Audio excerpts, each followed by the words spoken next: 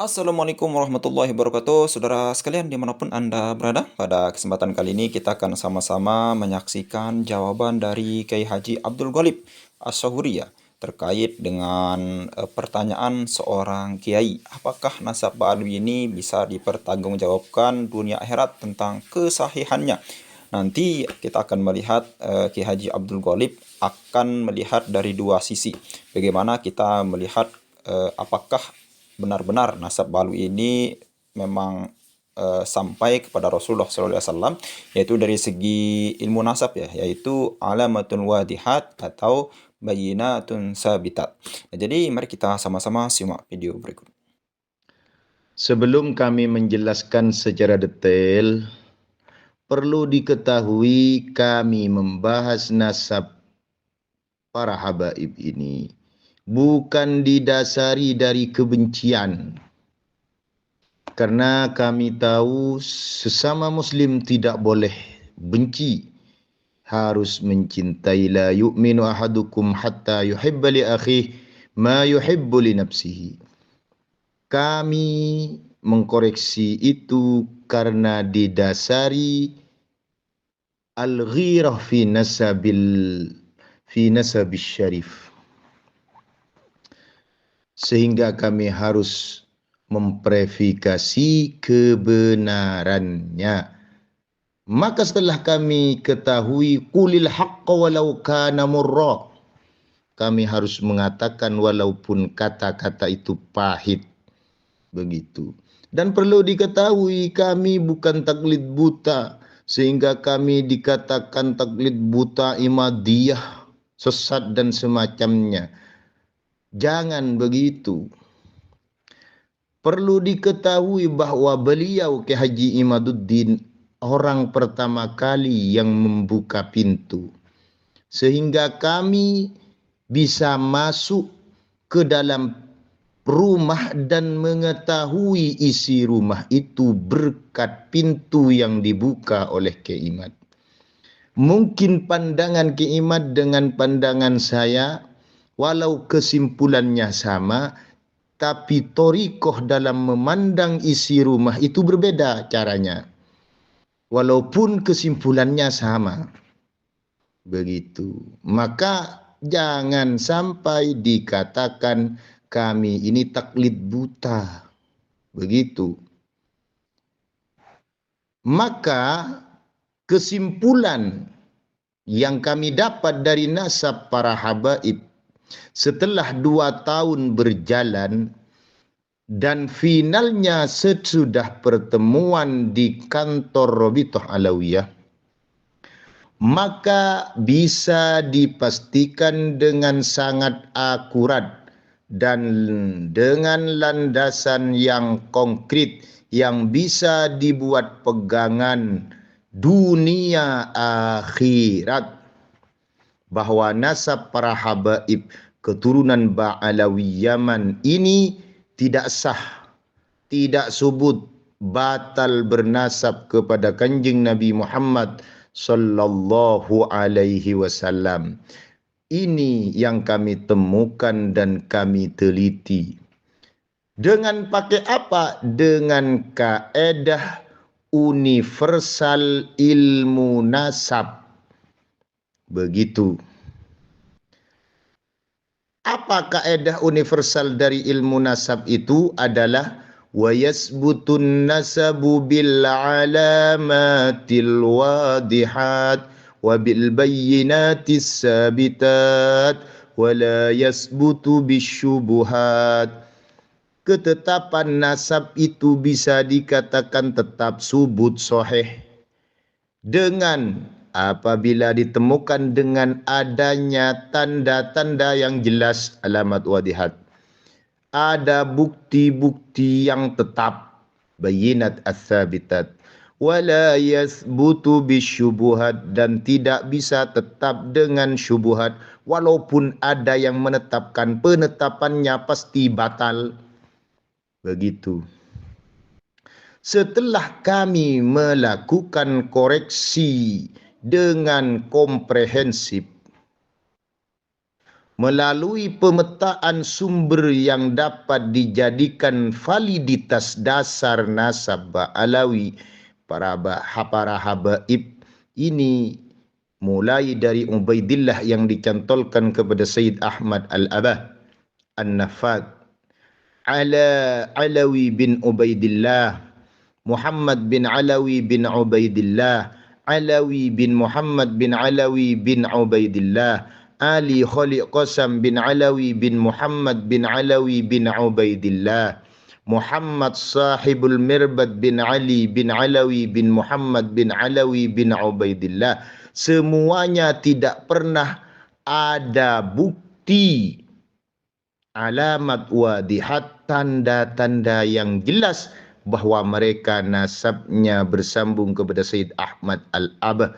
Otomatis tidak pernah ada alamat wadihat bersambung nasabnya kepada baginda Nabi besar Muhammad sallallahu alaihi wasallam, baik secara riwayat muttasilah atau melalui peninggalan yang otentik, itu tidak ada.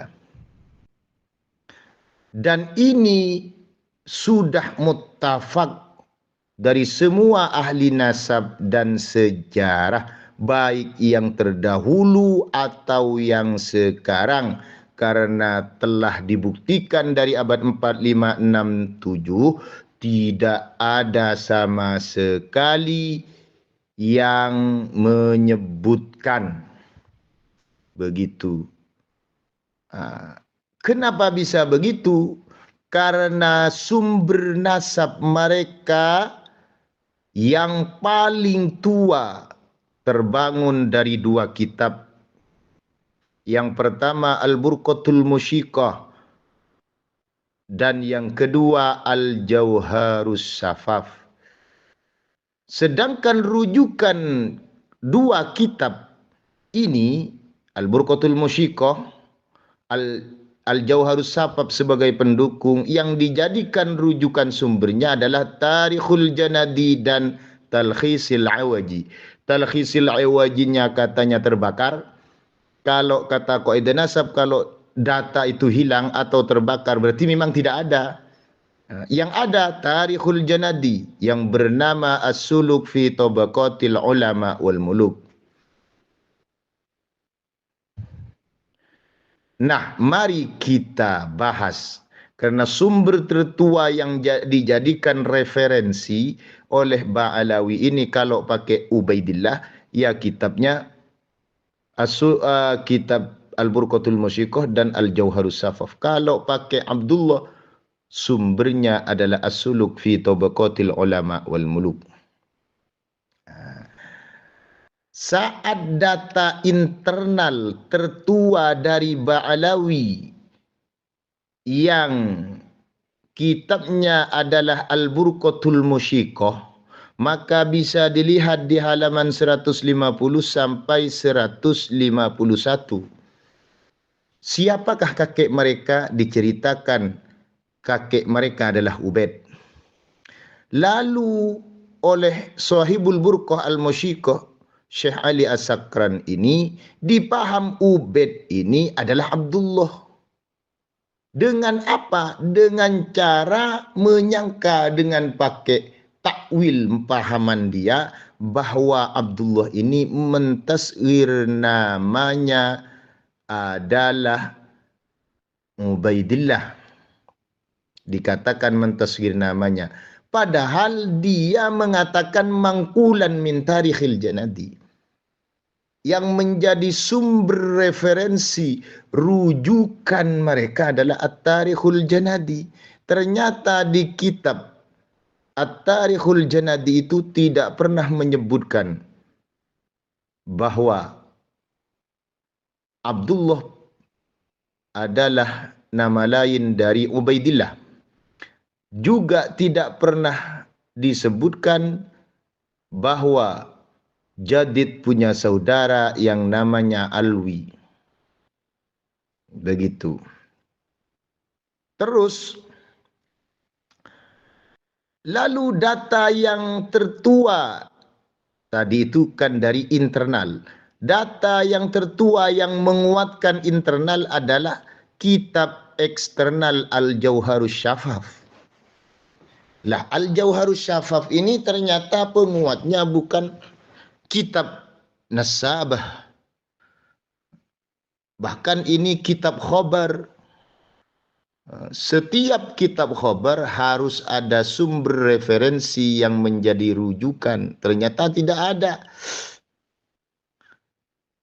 Bahkan kitab ini penuh teka-teki karena belum ditahqiq, dan manuskripnya yang ada di kami baru sekitar 150 tahun kurang lebihnya begitu.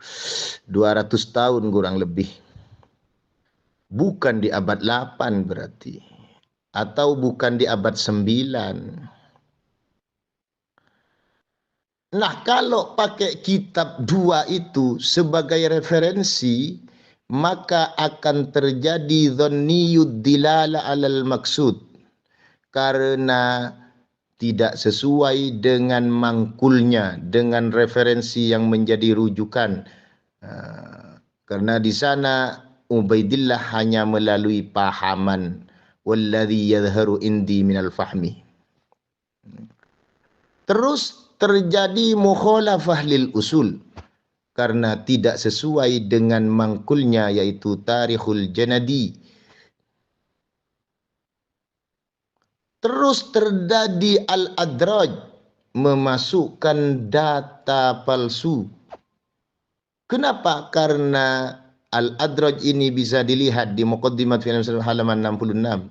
Menambah nama, menambah titik, menambah huruf, tidak sesuai dengan referensi yang menjadi rujukan, yaitu as-suluk fi tabaqatil ulama wal muluk, sehingga oleh ulama dikatakan manhulun nasab, nasab yang palsu, yang tidak bisa diisbat oleh nasabah. Jika terjadi pengisbatan, maka pengisbatan tersebut dianggap tidak sah karena terdapat al-adraj yang termasuk manhulun nasab. Bisa dicek di kaedah-kaedah ilmu nasab. Jika dipaksakan dan tetap bersikukuh dengan menganggap sah data 2 kitab ini, yaitu Al-Burqatul Musyiqah, juga Al-Jauharus Safaf, yang merupakan rujukannya adalah As-Suluk fi Tabaqatil Ulama wal Muluk, maka ini pun bermasalah. Bisa dilihat di juz 2 halaman 135 sampai 136. Bagaimana ibaratnya? Minhum Abul Hasan Ali bin Muhammad ibnu Ahmad bin Jadid. Lalu ada istilah ulama nasab qausain, buka kurung tutup kurung. Di dalam buka kurung tutup kurung itu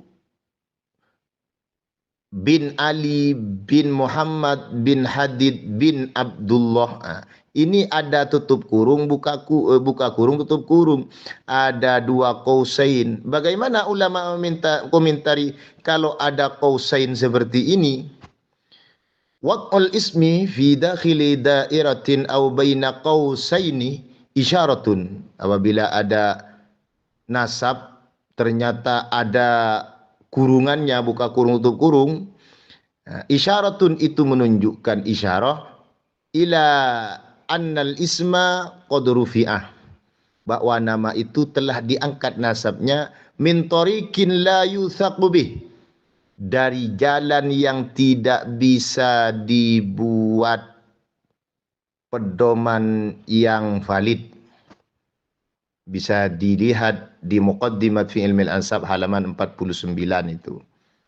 Begitu. Sehingga kalau memaksakan diri 2 kitab ini menganggap sahih, yang jadi rujukan yaitu As-Suluk fi Tabaqatil Ulama wal Muluk, jangankan 2 kitab ini, As-Suluk fi Tabaqatil Ulama wal Muluknya pun terbanyak masalah. nasabnya terdapat banyak masalah. Di antaranya la yusaqu bih, juga di antaranya madhannul wad'i wal kadhibi. Di antara tempat-tempat yang terindikasi palsu dan dusta di dalam nasab fil ansab, madhannul wad'i wal kadhibi fil ansab, itu di antaranya kutubul muarrikhin alladzina la dirayata laha min ilmin nasab. Kitab-kitabnya ahli sejarah yang mana ahli sejarahnya itu bukan nasab. Itu terindikasi palsu dan dusta, kecuali tarikh itu, sejarah itu mempunyai sumber yang valid. Ternyata Tarikhul Janadi ini sumbernya banyak yang valid, hanya saja dalam nasabnya Balawi ini tidak ada sumbernya. Sumbernya majhul. Katanya dari masyayikh tok. Setelah dicari tidak ada, sumbernya tidak ada memang. Sehingga di sana diadakan buka kurung tutup kurung sehingga la yusaqu bih. Berarti nasabnya Ba'alawi ini menggunakan kitab internal dan eksternal yang Ubaidillah bernasab kepada Ahmad Al-Ab. Ini masalahnya besar. Ditolak oleh ahli nasab karena salah satunya terdapat adraj, memasukkan data yang tidak sesuai, garis miring palsu. Juga rujukannya ternyata tidak kuat juga, terjadi la yusaqubi, terjadi madhannul wad'i wal kadhibi, karena setelah diteliti sumbernya, masadir dan marajiknya tidak ditemukan, majhul, maka bukan madhannul wad'i wal kadhibi fil ansab lagi, tapi dalailul wad'i wal kadhibi fil ansab nanti. Begitu. Terus kalau memakai bayinat tadi, kalau memakai alamat wadihat sudah tidak ada Ba'alawi itu, gagal. Kalau bayinat sabitat, juga mereka para habaib tidak punya bukti itu. Bukti-bukti yang tetap itu tidak ada. Yang bisa mereka ajukan dalam bayinat yang sabitat itu hanya melalui dua cara. Yang mana dua cara ini tidak memenuhi syarat juga. Apa itu? Khattun nasabah dan syuhrah wal istifadah. Begitu. Maka yang pertama yaitu kalau pakai khattun nasabah atau ar-ruk'ah, ini gagal total karena terdapat dhanniyud dilal alal maksud sebagaimana yang dijelaskan di atas. Juga terdapat mukhalafah lil usul, tidak sesuai dengan kitab yang dasar yang dijadikan referensi, tidak sesuai dengan kitab yang lebih tua. Terdapat illatun qadhihah, keterputusan riwayat selama 500 tahun. Terdapat adraj yang menyebabkan manhulun nasab, sehingga apabila ada orang yang diisbat maka isbatnya tidak sah. Itu karena terdapat dhanniyud dilal al maksud tersebut, karena juga masuk pada kategori adraj. Begitu. Yang kedua, kalau memakai syuhrah wal istifadah, maka harus memenuhi 3 syarat. Salah satunya gagal, maka gagal. Apalagi ini tiga-tiganya gagal. Syarat yang pertama, kalau istilahnya Imam Syafi'i, harus yantazibu zamanan, nasab itu memang sepanjang masa. Itu di kitab diterangkan begitu. Kalau ibaratnya Imam Ar-Rawiyani dalam kitab Bahrul Madhab pakai tuluz zaman, sepanjang masa. Istilah ilmu nasab sebagaimana di kitab Al-Mu'qibun, wa ya'rifunahum bisyadah fi jami'il ajyal, mereka terkenal dengan sayyid di dalam setiap jami', setiap generasi. Atau pakai istilah ilmu nasab yang ada di Razail fi ilmil ansab, bagaimana? Kidamun nisbah wa syuhrah. Sejak dahulu penisbatan itu Dan kesyuhruan itu sudah sejak dahulu memang syuhra wal istifadah. Atau kalau pakai muqaddimat fi ilmi al-ansab, ada mustahdisatin tammat tafkib alaiha, tidak baru terbentuk kesyuhruannya. Ternyata setelah diteliti Bang Alawi ini kesyuhruannya di abad berapa? Di abad 10-an ke bawah. Ke atasnya tidak syuhrah sama sekali, tidak terkenal dengan sayyid, tidak pernah ada datanya begitu. Sehingga syarat pertama ini gagal. Begitu. Dua, istilahnya Imam Syafi'i harus wala yasma'u dafi'an. Dia tidak mendengar ada orang yang menolak. Itu istilahnya Imam Syafi'i. Kalau istilahnya Imam Ar-Rayani, adamud dafi, tidak ada orang yang menolak. Kita lihat di saat dipublikasikan nasab mereka sebagai sayyid di abad 12,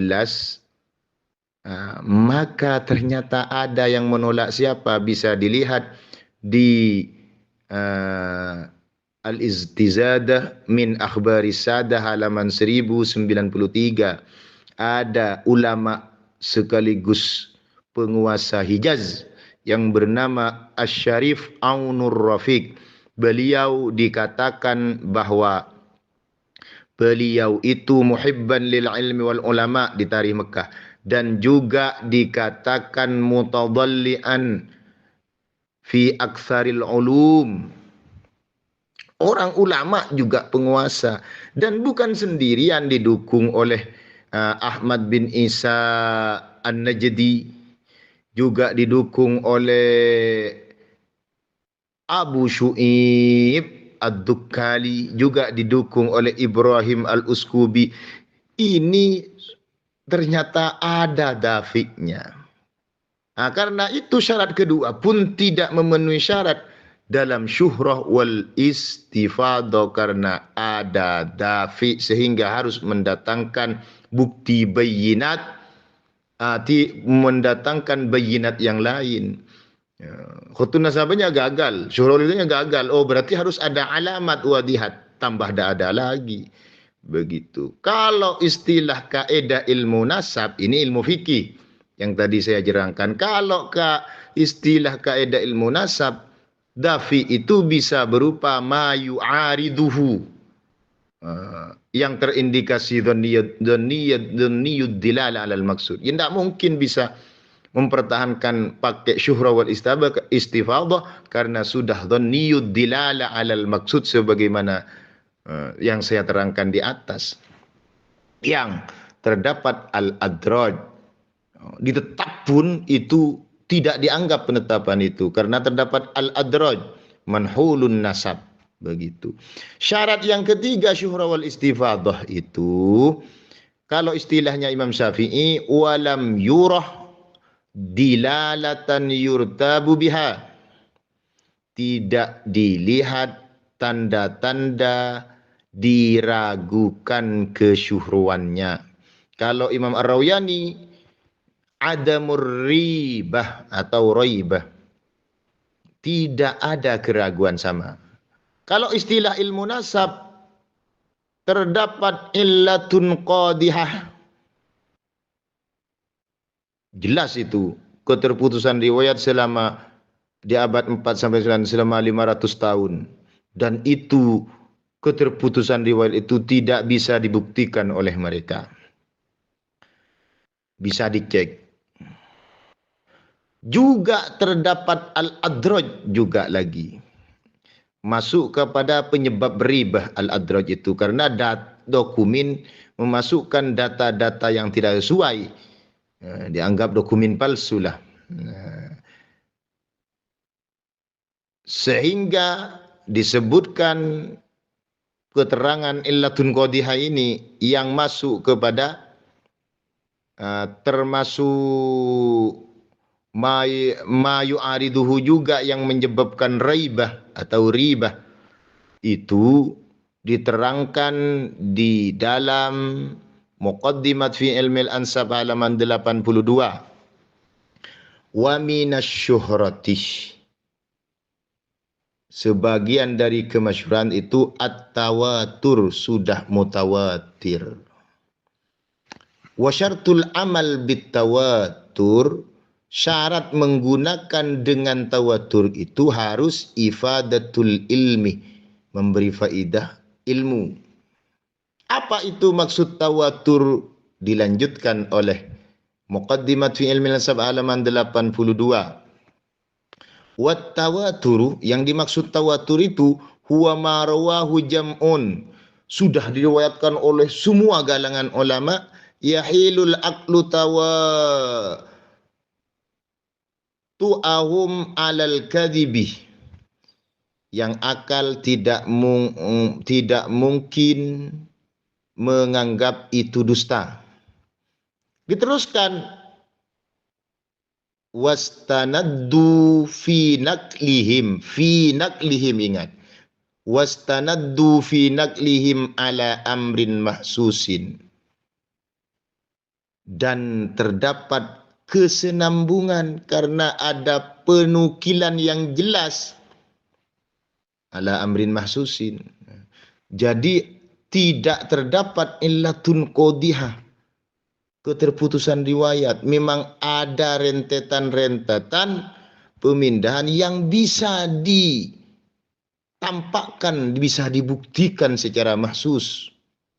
Begitu, bisa dilihat di Muqaddimat fi Ilmil Ansab halaman 82.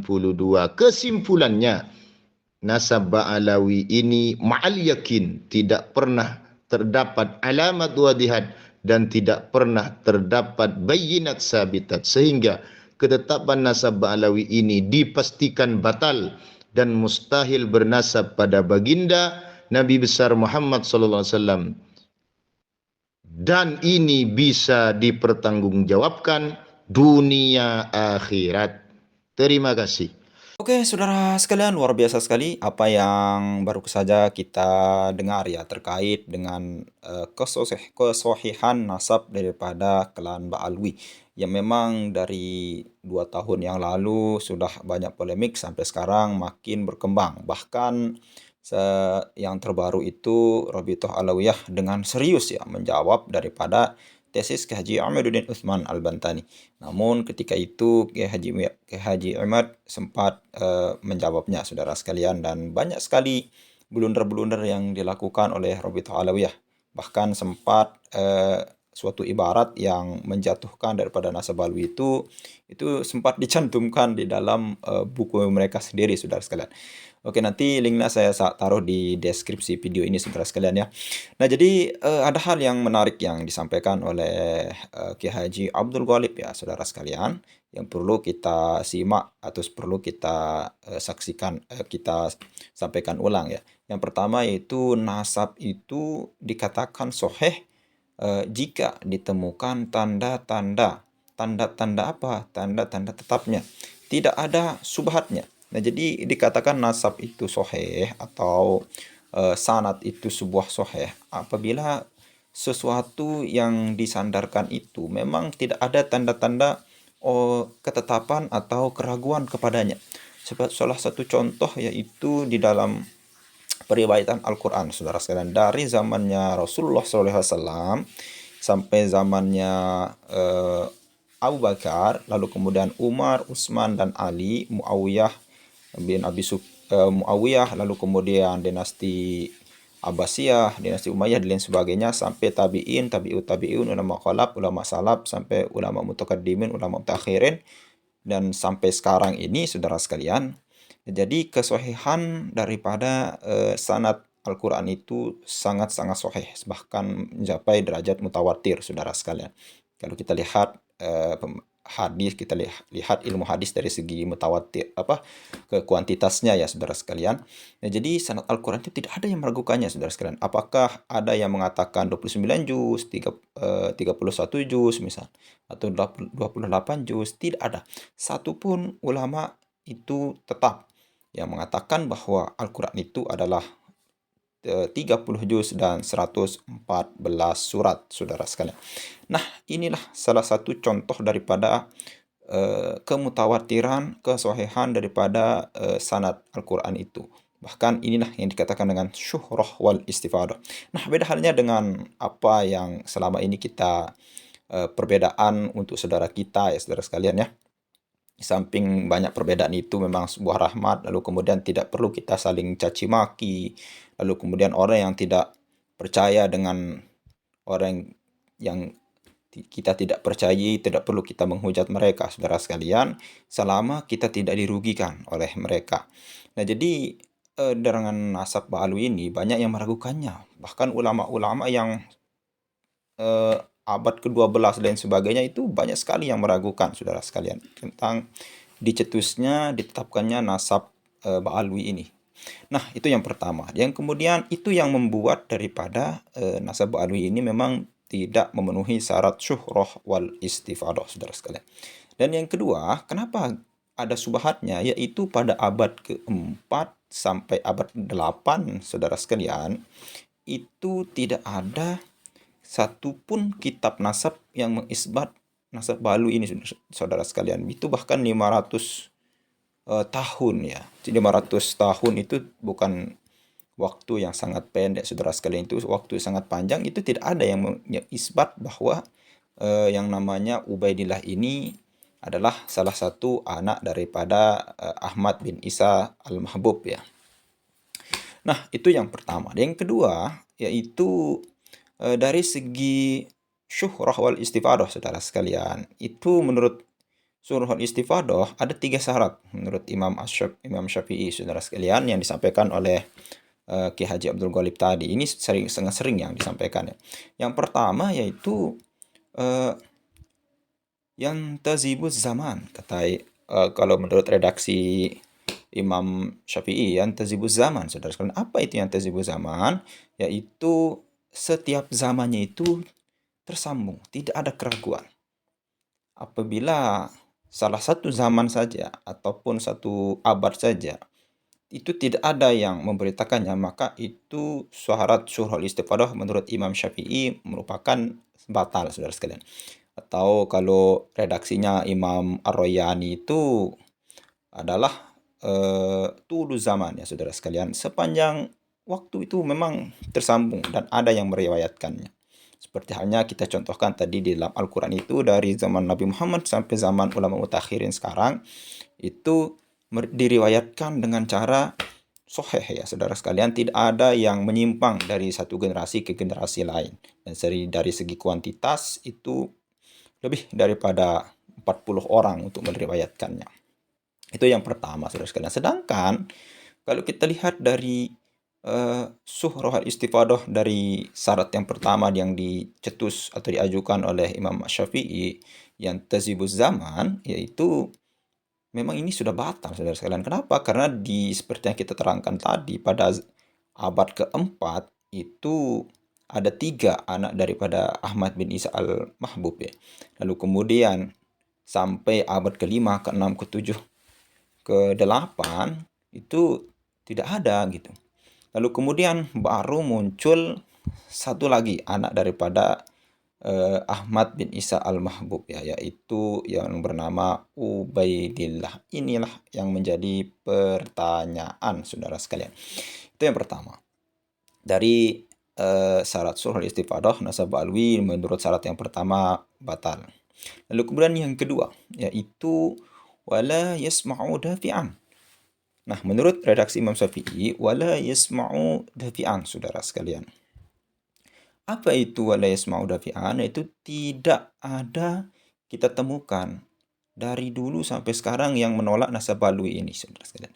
Sedangkan yang kita ketahui seperti apa yang disampaikan oleh Ki Haji Abdul Ghalib tadi, itu ketika nasab Ba'alwi ini syarif ini yang dari sisi Ubaidillah ini diumumkan, itu ada salah seorang ulama terkenal dari Arab yang memang menolak mentah-mentah daripada nasab Ba'alwi ini, saudara sekalian. Siapa itu? Itulah yang bernama Syarif Anur Rafi', yaitu salah satu ulama terkenal juga yang didukung oleh ulama lainnya seperti Kaji Maduddin. Banyak hal yang mendukungnya. Tapi bedanya dulu dengan sekarang itu, kalau Ki Jumaduddin itu didukung oleh berbagai macam ilmu, ilmu filologi, ilmu biologi, dan lain sebagainya. Nah, kalau kita lihat dari Syarif Aunur Rafi, itu menolaknya, salah satu ulama terkenal dulu, yang didukung oleh beberapa ulama lainnya seperti An-Najdi, dan juga Abu Ad-Dukani, lalu kemudian Ibrahim Askuli. Nah, ini ulama-ulama yang mendukung beliau, saudara sekalian. Berarti dari segi syarat yang kedua, wala yasma'u dafi'an, seperti yang dikatakan oleh Imam Syafi'i, batal. Dan yang terakhir, nah ini yang paling sampai sekarang itu masih sinkron dengan keadaan kita ya. Apa itu, saudara sekalian, syarat syuhrah wal istifadah?